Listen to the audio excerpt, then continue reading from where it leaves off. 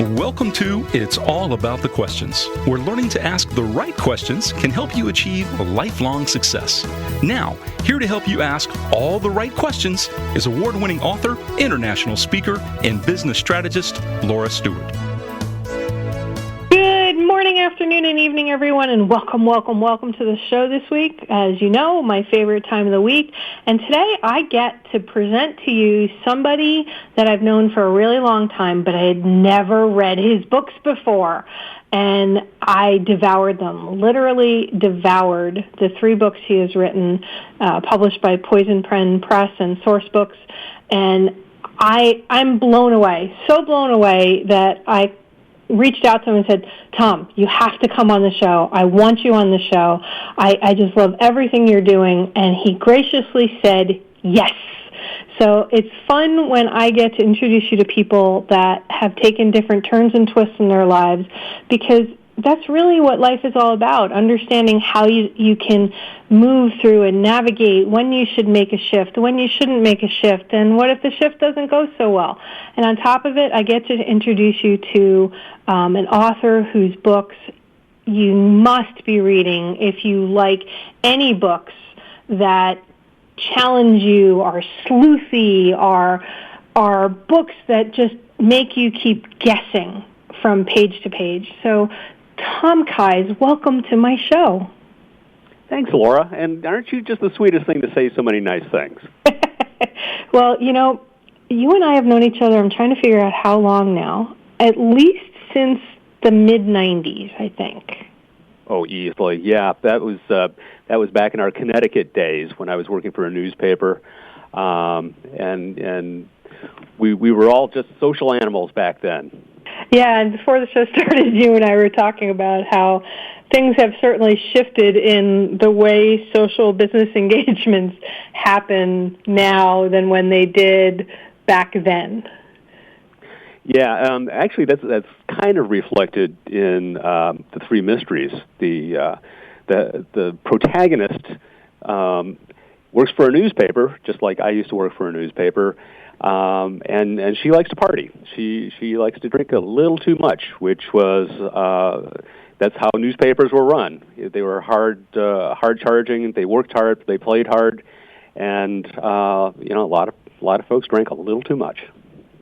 You know, when I first started out in business, and even when I was growing up, watching my dad go to business meetings and stuff, it was definitely the 2 martini lunches, and more business got done at the lunches or at the afterwards or at the golf course than they did anywhere else. So when I was reading your books, I went, yeah, you know, there's a lot of stuff that happens that we don't. Yeah, we did do a lot of business in bars, I can tell you that. Yeah, and the world has certainly changed. And, you know, in addition to you having worked for newspapers for the majority of your career, now you head a Chamber of Commerce in North Carolina, and you've written 3 amazing books. Now, you know, I knew you could write. You worked for a newspaper, and, you know, I've seen you edit things. You used to even look over some of the articles I wrote for the newspaper. But to become this author who has written books on the level of Michael Connolly, Lee Child, you know, I could go on and on and on with the books that compare you to other authors, but you stand alone. So I just want to tell you. I'm going to make you my publicist. That's you're going to have to have another full-time job here. Well, you know, for me, books have always been an escape, a way for me to turn off my brain that never seems to stop, so that I can get lost in the words and a world of something that somebody else has created.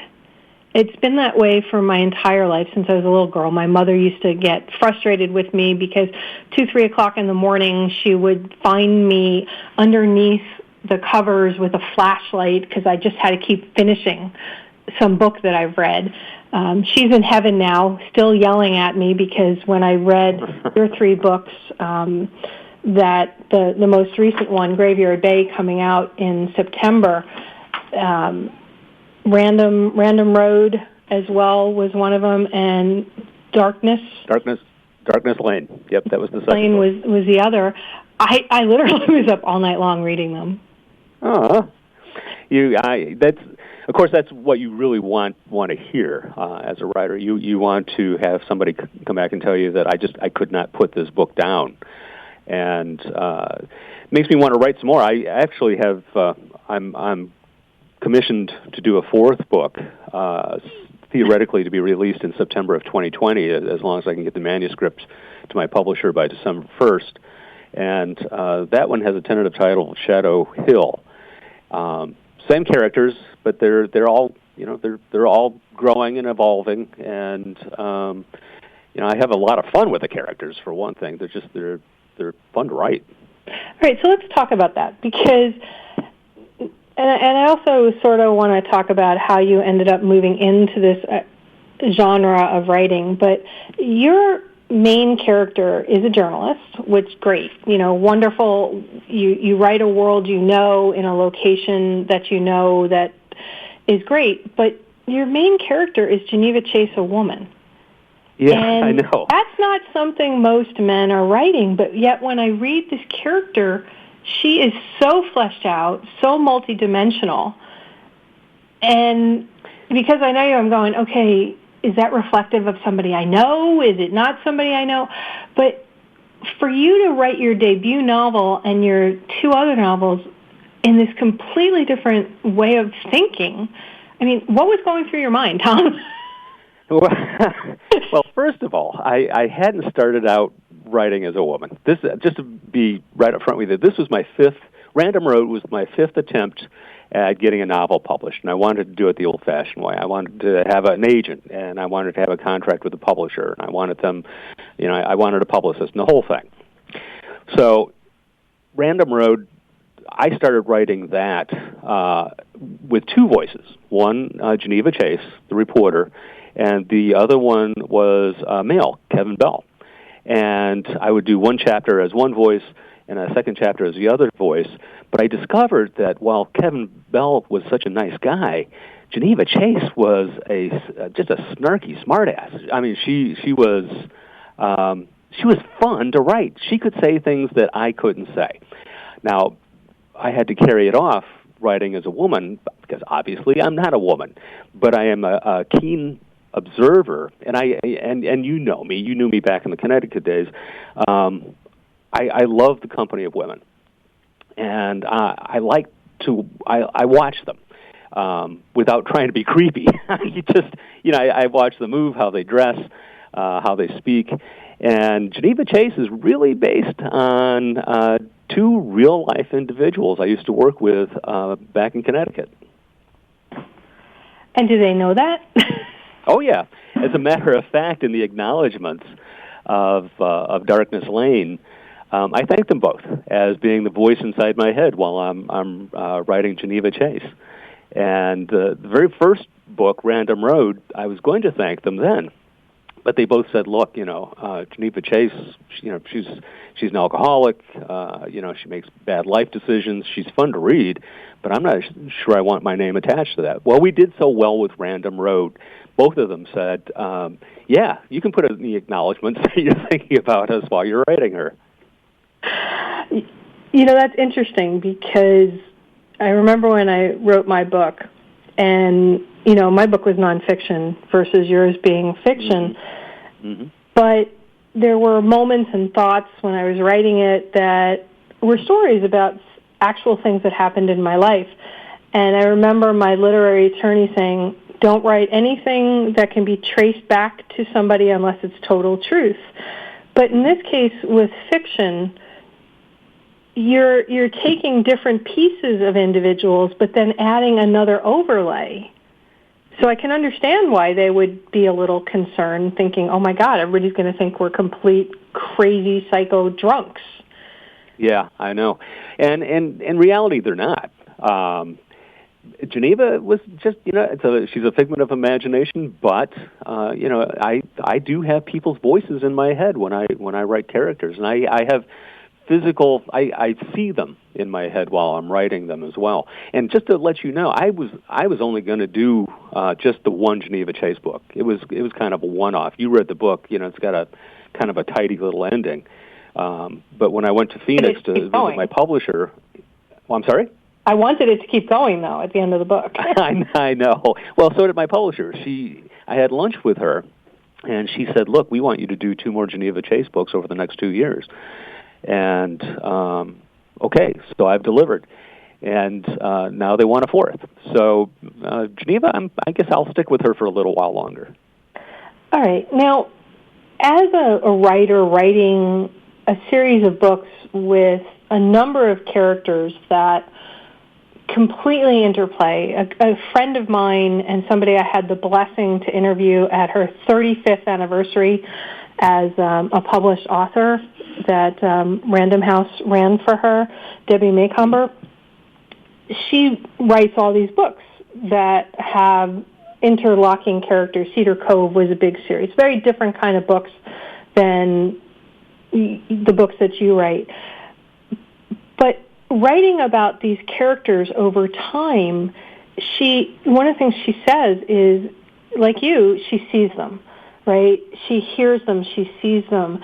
And, I mean, she's written a series of books that have become movies and Hallmark Channel series and things like that.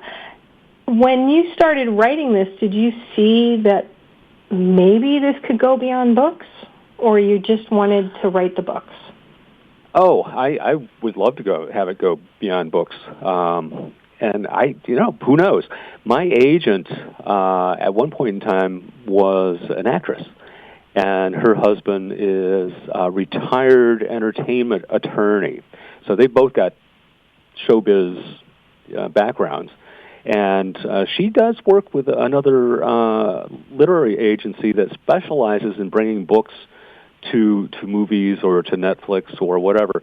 And I have long discussions with folks about who I think should play Geneva Chase and who they think should play Geneva Chase. It's always interesting to find out how people are visualizing Geneva Chase versus how I see her. I guess my question to you is, who would you like to see play Geneva Chase in a movie? Oh, I should have prepared for that question. I interviewed James Rollins recently at an event he was doing, and I asked him a similar question about who did he see as the actor in his characters, because he has, like you, characters that go from book to book to book. And he said, I never want to say that because it's always up to the reader, because they all have their own unique idea of who that character is. Like, who would have thought, if you read the Jack Reacher books, you never would have pictured Tom Cruise in the role, because the main character looks like he's supposed to be 7 feet tall. Oh, yeah, yeah. That Tom Cruise was definitely... I think he did a good job with the movie, but he doesn't look like Jack Reacher in my head. Right. He doesn't either, but he masterfully kind of put the feeling of the character into it. Yeah, he did. At least in the first one. The second script was not as good as the first one. So, I mean, if I sit here and I go, who would be Geneva Chase, I have a really hard time, because I can see like 4 or 5 different people in the character, including like a Jessica Chastain. Mm-hmm. Quite honestly, now I can go to great lengths in describing characters, and I've been complimented by a lot of professionals on being able to visualize locations and people. But with Geneva Chase, I have written minimally about what she looks like. She's tall, she's blonde, and beyond that, you don't know much about her other than the fact that she's around 40, and she's pretty enough where men still hit on her. But I haven't written a real complete description about her, because I wanted people to be able to visualize her as they wanted to. And that's a definite technique, right? So if I have a number of my listeners who want to write books, Tom. To be honest, everybody seems to want to write a book, but only 1% of the people that want to write a book actually do it, and probably half of that 1% actually have a successful, maybe 20% of that 1% actually have a successful book that sells more than copies to their friends and family. Yeah. So when you're trying to create a character, what would you say to prospective writers? When you're creating a character, what you need to do is make them relatable, and that means you've got to give them traits that you like to see in people that you like to be with, or that you feel are special to yourself. But you also have to make them flawed, because everybody has flaws. You just can't make them so flawed that it turns people off.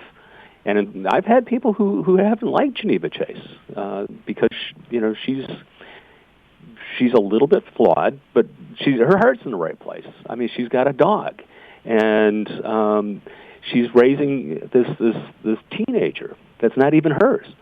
So I mean, she really wants to do the right thing, but she's like all of us. Sometimes she makes mistakes.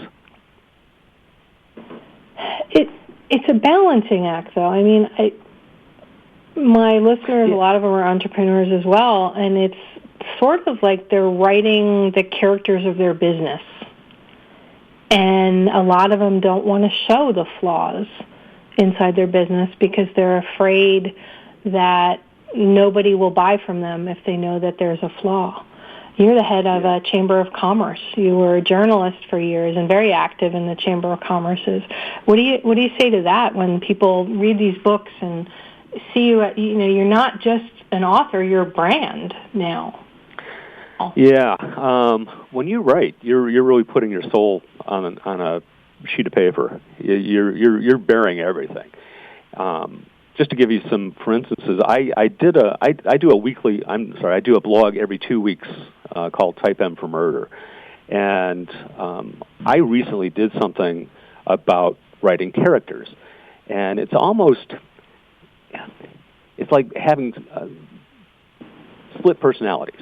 You've got multiple personalities, and because all those people in that book, there's some of you in every one of those characters. You have created those characters, and that's the good guys and that's the bad guys. And you start to wonder, you've read my books. The bad guys can be pretty bad. Where do they come from? But it's all you in some way, shape, or form. Yes, but it's like in a fiction book, it's very easy to let things go to extremes. I mean, oh my God, your characters in Graveyard Bay, the murders, the stories behind it, the places where you place things. And Graveyard Bay doesn't come out till September 10th, so you can pre-order it on Amazon, but Tom's first 2 books are available wherever books are sold. They're really wonderful. But like in your latest book, Graveyard Bay, there's businesses underlined in here that you take from book 1, book 2, book 3. And those businesses are based on businesses that you've seen and know as well. Oh yeah. And and it's easier to describe something if you have been to it. And in some cases, I'll take like a lot of photographs of a location that I think would lend itself well to a book, and then I'll take a look at the photographs, and that it allows me to paint the picture as realistically as possible. The opening scene of Graveyard Bay takes place in a marina, and that forklift that was used as a murder weapon actually exists. And I got a chance to go out to a marina that I know about, and the owner let me scramble about on this massive forklift. And I didn't drive it because if you make a mistake on that thing, you can like break boats. But he did have one of his people, take me for a ride, and we picked up boats and we moved them around, and it just gave me a good feel for it. Yeah. So I'm not sure if that answered any of your question. Well, it kind of skirted around it. I mean, it's obvious inside your books that you're writing about places that you know. Brad Taylor, who I love his books and had the honor of interviewing live in person and also on the radio. So many of his books, I'm like, oh my God, you make me feel like I'm totally there, and you do that too. And he said one of the things he does, and James Rollins says this as well, is for every piece of reality you put in the book, a place, a street, a business, that makes people feel, oh, wow, this is really true. He said, and then I can weave in 2 or 3 other pieces that are not real, but then people begin to question what's real and what's not. And they don't know. So, I mean, that actually happens. A lot of folks who have lived up in Fairfield County, Connecticut, which is where the books basically take place, have written to me going, is this restaurant that you wrote about in the book, is that actually, and they would name a restaurant. And I said, well, good eye, yeah, that actually is that particular restaurant. Or a ferry boat. I wrote about a ferry boat in Random Road that gets caught in a storm out on Long Island Sound. And that ferry boat belonged to an organization that I happened to be president of at the time. So it's kind of fun that you write real places, but your author friend is absolutely correct. You make up stuff too. That's the cool thing about being a fiction writer. I get to make stuff up. Well, that ferry boat scene, I remember because I was on the board of that charity as well, of that nonprofit as well, and I was like, oh, I know that boat. Yeah, you do. And it makes it fun, but did you train to do things like that, or did you just know from your love of reading over the years that you needed to weave reality and fiction both into what you write about? I'm not sure that I consciously made that decision. I write what I enjoy writing, and I really do it, and I hope readers like it enough to buy more books. But my editor, as a matter of fact, just last night, asked me to send her a list of authors that I would like to be on a shelf with. And I thought it was an interesting question. And I sent her a long list. And then I wrote her back 2 more emails after that with lists of authors that I remembered after the first email. So I think it's from reading so many different genres of books, and just knowing that I love mysteries for one, and how they wrote and how it made me feel, and I think that really impacted the way I write. I love that question that she asked you. What authors would you like to be on a shelf list? Yeah, it was a really interesting question. What did you find so interesting about the question? Well, it made me look at myself. Because, it's these authors are the ones who have influenced me, and I enjoy reading. And it was a wide range. It went anywhere from Joseph Heller, who wrote Catch-22, to Kurt Vonnegut, to Jerzy Kosinski, to Michael Connelly, to Sue Grafton. Joe Nesbo is a Scandinavian mystery writer. He writes dark mysteries. And my editor she loves it because she paid me a real compliment the other day. She said, you're one of the nicest, most charming guys I know. But you know something? You're dark. You're bloodthirsty. And I said, yeah. Oh, what a way to go into the national news. One of the nicest guys she knows, and you're dark. That's perfect. We're going to be right back, Tom, to talk more about your books, including your newest one, Graveyard Bay, coming out September 10th. Anywhere books are sold, and it's a privilege to finally get you on the show, and we'll be right back, everyone, because, it's all about the questions. If you want to write,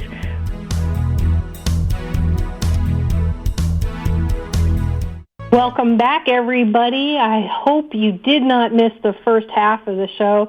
If you're listening on the podcast part, nope, you probably did not miss the first half because that would have meant you would have had to fast forward to get to this part of the show. But if you're listening live on iHeartRadio, know that you can always catch my podcast around the world, anywhere your favorite podcasts are played, whether that's iTunes or Google Play or Spotify or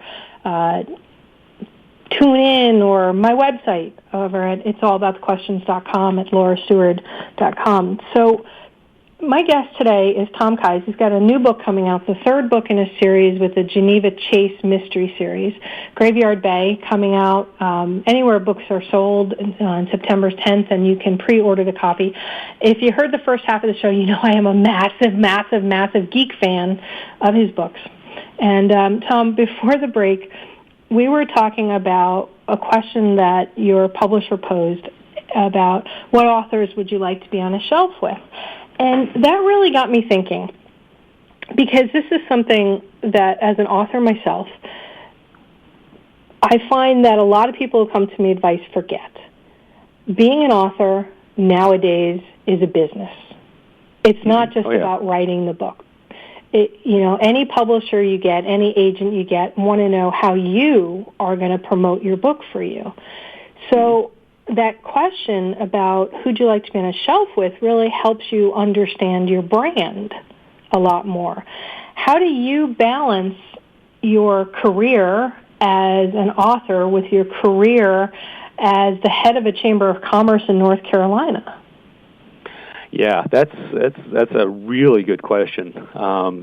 Because my day job, which is as the head of our Chamber of Commerce here in our lovely Carteret County on the beautiful coast of North Carolina, obviously takes up a fair amount of time. And writing a book takes a fair amount of time. So I spend a lot of evenings and almost every single weekend banging away at my laptop when it comes to writing. Because the books have done so well, my wife Cindy, who actually is one of the driving forces for me to continue writing, doesn't make me garden anymore. I still have to mow the lawn, and I still have to take out the garbage. Mr. Big Shot Author has to mow the lawn and take out the garbage. But she wants to see me up in my office over the garage working on the next book. So if Cindy's listening, love you. And Cindy, Laura saying hi, been forever. But, that's interesting because your day job of heading a chamber doesn't end at 9 to 5. Many chamber events happen evenings, on weekends. So that makes it even harder, I would imagine, to find time to write, in spite of your wife, Cindy, saying you don't have to garden anymore. It's still, how do you set yourself the focus? This is part of the advice that I give anybody who wants to write, whether it's short stories or books or novels or whatever. Write something every day. Don't let a day go by where you haven't written something, even if it's just for yourself, just a random thought or bits of dialogue. What I will do is basically I don't outline a book up front. I try to visualize a scene. So as I'm writing the book, I may not even know who the bad guy or bad guys are. I don't visualize that until maybe about halfway through the book, and then I have to start putting the pieces together because you've dropped clues, but you've got to tie it all back together again. It's got to make sense, and at the end of the book, the reader has to be able to say, "Oh yeah, now I see. I get it," or I should have seen it coming. You got to write the plot twist. There's a lot to writing a mystery. You're writing a big puzzle, and you can't cheat people. You have to put the clues in there.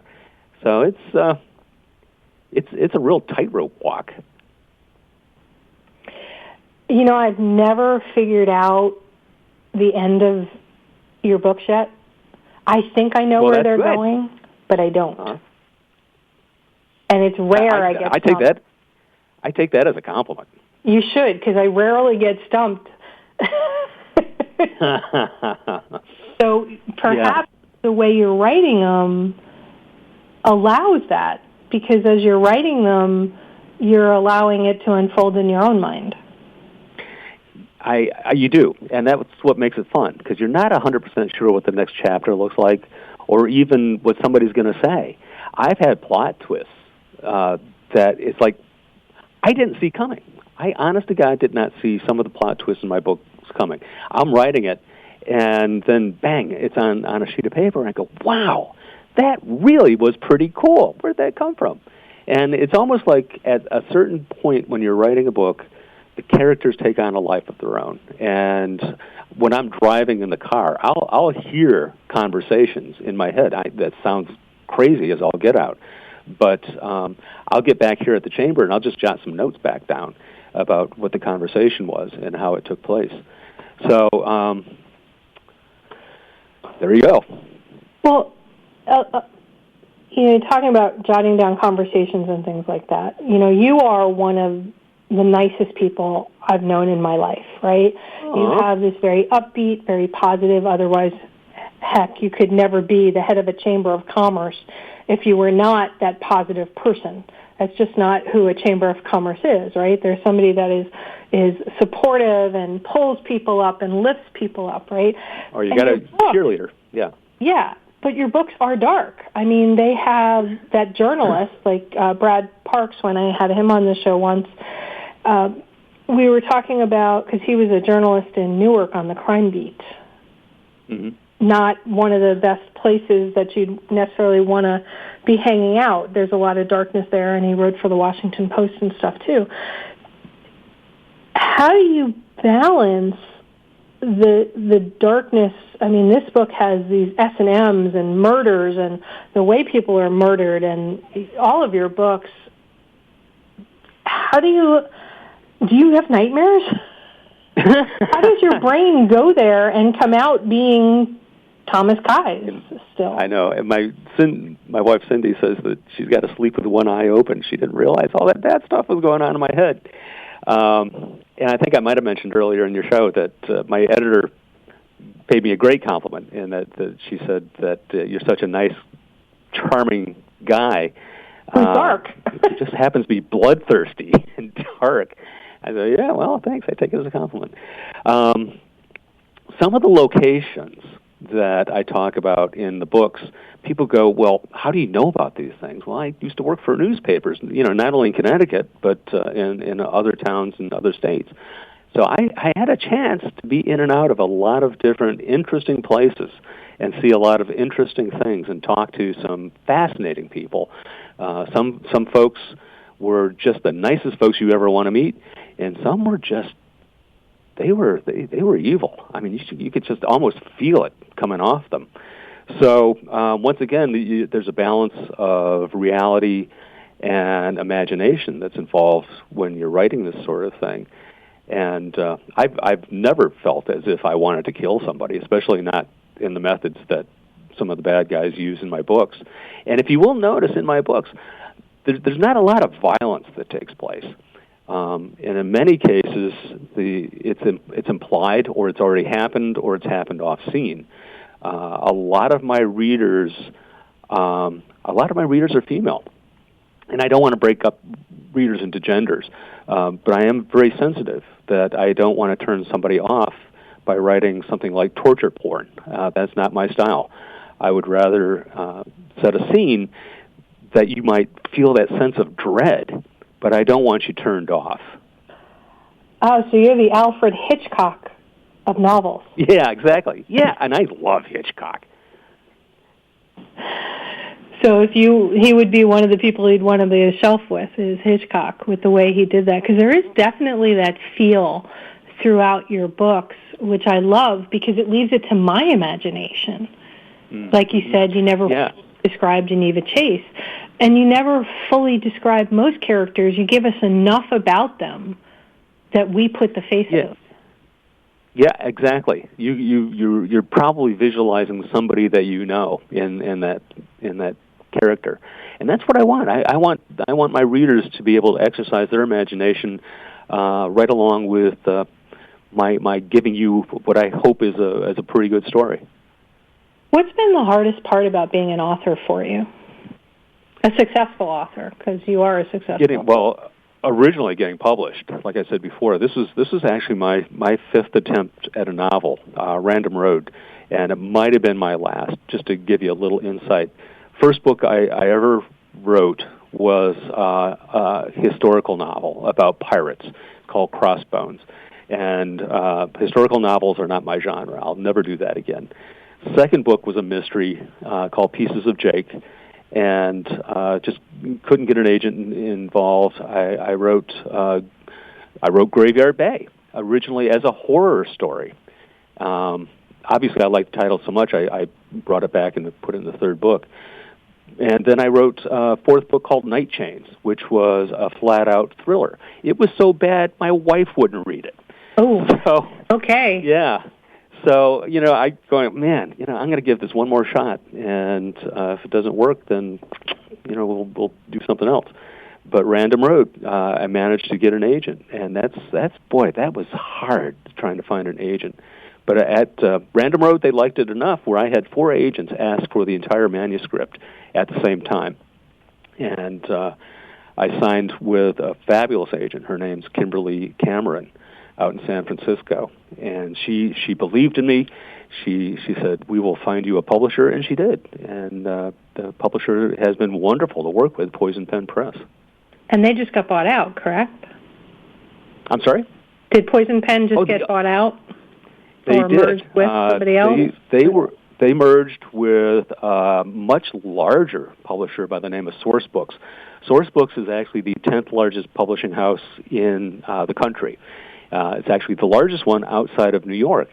And Source Books, 45% of the equity in Source Books was just purchased by Penguin Random House. So suddenly I had gone from a boutique publishing house, Poison Pen, to I'm still working with the folks at Poison Pen, but I've got this marketing muscle now that is substantial. And when I travel now, they actually pay for my airfare and my hotel. So it's cool stuff. You start to feel like an author once you sold some books, and they invest back into you. And they only do that, though, when you've proven that you can write. Because I know a lot of people that have books with Penguin and whatever, and, they got the deal because they have a platform or they were somebody that could easily be marketed. So you got to feel really good about the fact that you're there right now. I do. Probably the coolest thing about being an author was when Random Road first came out, and it sold out of its first hard copy printing before the launch date.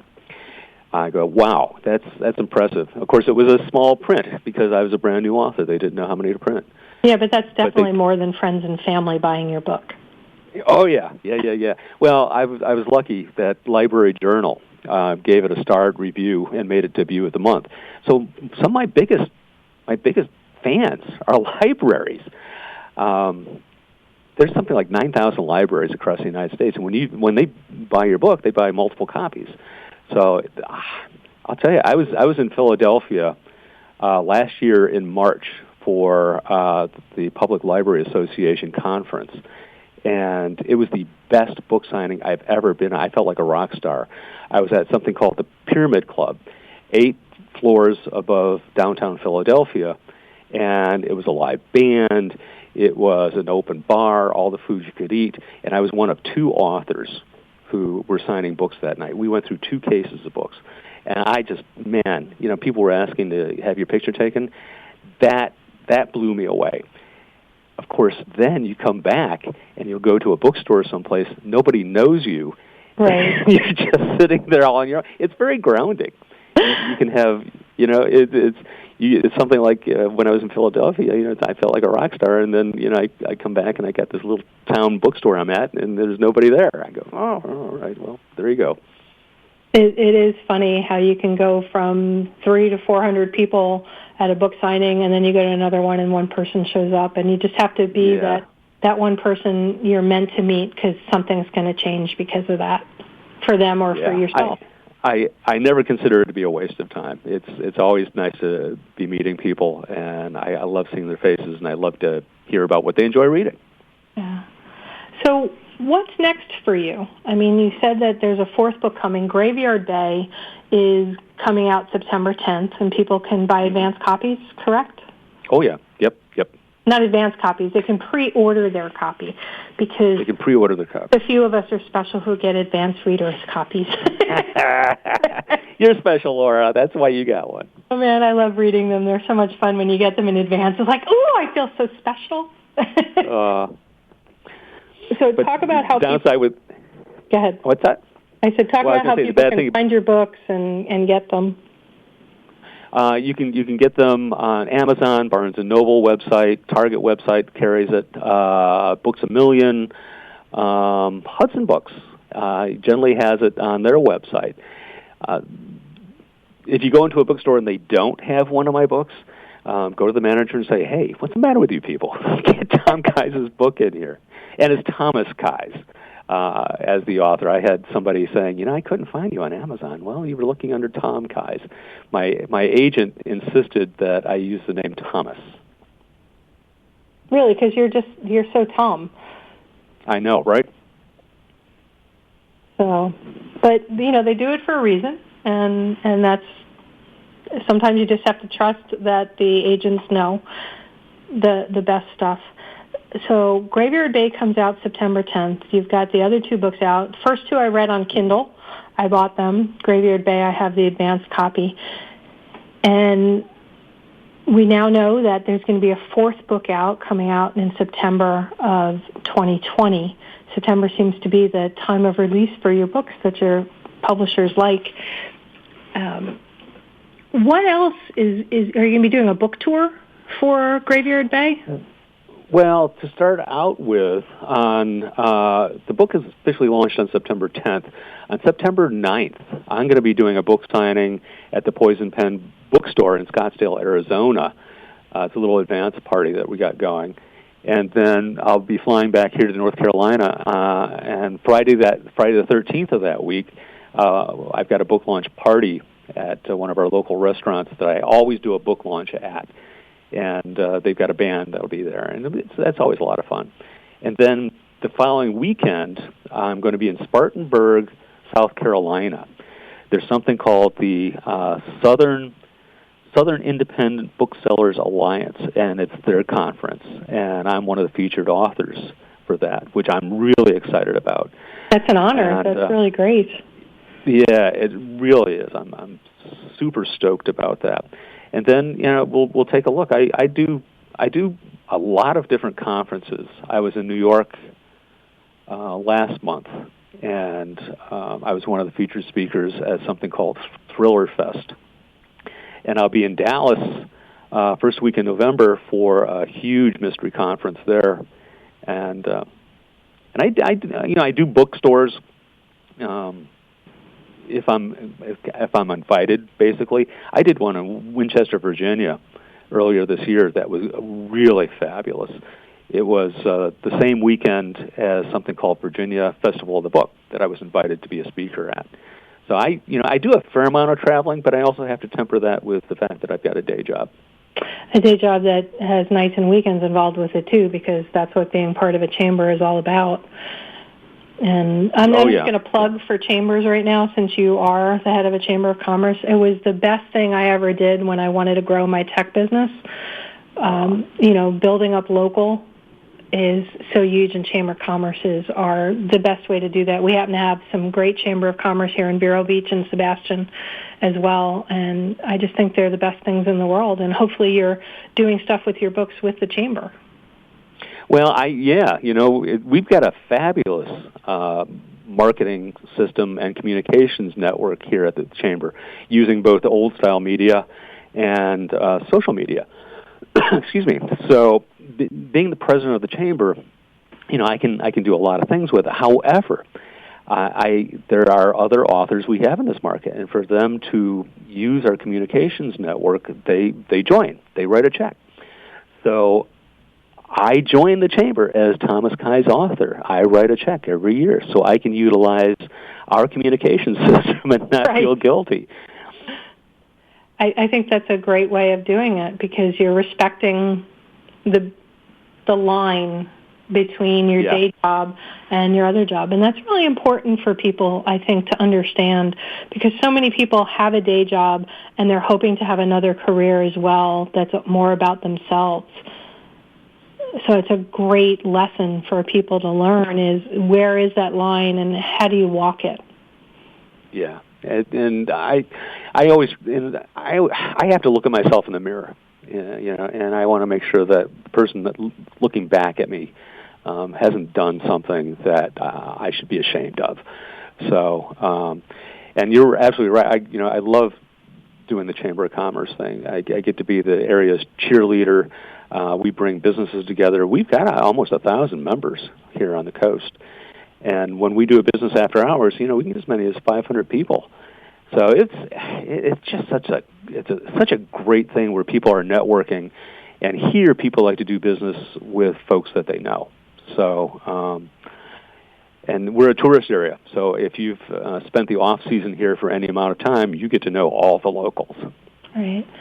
So that's a great promotional thing for my listeners that are authors or want to be authors is join your Chamber of Commerce. Don't count that out as another way of getting known as an author. That's right. And you often bring in speakers and stuff too. So it's a great way of getting to know people. I'll tell you, I get invited to a lot of book clubs to be a speaker. People like to, in book clubs, they go, wow, we can have the actual author here. Right. We can actually ask questions. I love book clubs. So, don't discount that. And I get a lot of book club gigs from chamber meetings. It's perfect. And you can even Skype into them. I Skyped into one in Maryland once. And they're like, okay, but here's the only contingency. You have to have a wine glass with some wine in it next to you because you drink a lot of wine during our book thing. And we want to feel like you're really here with us. Yeah. Book clubs and wine seem to go together. I don't know why, but they do. They do. It's great. It's a lot of fun. And if you don't drink, that's fine, too. I couldn't drink that day, so I had grape juice in mine. But it didn't matter. They just wanted to feel like you were a part of being it. How can people reach out to you and find out more about what's going on with you as an author and a human being? They can go to my website, which is www.thomaskiesauthor.com. And there's a way that you can email me. Just hit the little button on my website, and I have a lot of folks from all over the world who write me notes and letters, and I always write back. So don't be afraid to go to the website. That's www.thomaskiesauthor.com. Perfect. And I know since, I broadcast out of Vero Beach, Florida, we have one of the top independent bookstores in the country, the Vero Beach Book Center. It would be so cool if you and your publisher could get together with the book center and come, probably best for you since we are also a seasonal town, come during season this year and talk to us about your book and stuff. I know I would love to have you, and you always have a place to stay, you and Cindy and the pup. Aww. Thank you. I might show up on your doorstep here one of these days with a box of books. So just be careful what you ask for. Oh, absolutely. Anytime. You guys are always welcome. Since I can't travel with this ear issue right now, I can't come to North Carolina. So you're going to have to come to me. It's a deal. I'm going to do my best to get down that way. All right. Last thought you want to share with everybody? Just know that I have a great time writing them. I hope you have a great time reading them, and don't be afraid to, if you buy the book on Amazon, please give an honest review. We love to hear back from folks, and I read every single review I get, so please do that. Yeah, reviews are really, really important for authors, and people tend to forget that's especially with a lot of online buying happening now. Even if you go buy it at a local bookstore, you often have checked out the book online first to see what people are saying about it. So, yeah, write reviews about any book you read. Tom's books, I know that the reviews are great because I've written several of them. I read every review anybody's written about my books, and I want to thank you so much for being here with me today, Tom. Thanks, Laura. Thanks for having me. All right, everybody, remember the right questions can change your life. So what are you asking today? Have a great day. Grab Tom's latest book, and you know what? Write a review about your favorite book today. Have a great day, everyone. It's All About the Questions, starring Laura Stewart. Connect with Laura at it'sallaboutthequestions.com and download a free workbook that will help you ask better questions starting today.